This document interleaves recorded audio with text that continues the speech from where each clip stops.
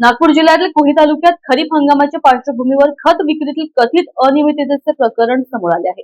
काकडे कृषी सेवा केंद्रावर कृषी विभागाने कारवाई करत कुही पोलिसात तक्रार दाखल केली आहे।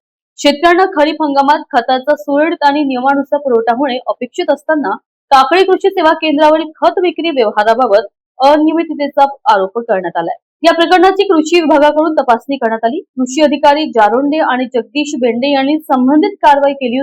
त्यानंतर प्रकरणी कुही पोलिसात तक्रार दाखल करण्यात आली आहे। आता संबंधित कृषी सेवा केंद्रावरील खताचा साठा, विक्री व्यवहार आणि आवश्यक कागदपत्रांची तपासणी होण्याची शक्यता आहे। शासनाच्या नियमांचे उल्लंघन झाले आहे का याचा तपास कृषी विभाग आणि पोलीस यंत्रणेकडून केला जाणार आहे। दरम्यान खरीप हंगामात शेतकऱ्यांना खतासाठी कोणत्याही प्रकारच्या अडचणींचा सामना करावा लागू नये यासाठी प्रशासनाने काटेकोर लक्ष देण्याची मागणी होत आहे। या प्रकरणाची सखोल चौकशी करून दोषी आढळणाऱ्यांवर कठोर कारवाई करावी अशी मागणी शेतकरी आणि नागरिकांकडून होत आहे। काकडे कृषी सेवा केंद्रावरील कारवाईत नंतर तपासात नेमके काय समोर येते याकडे आता शेतकरी आणि नागरिकांचे लक्ष लागले आहे। न्यूज एक्सप्रेस करिता कुही प्रतिनिधी राजहंस शेंडे यांची रिपोर्ट।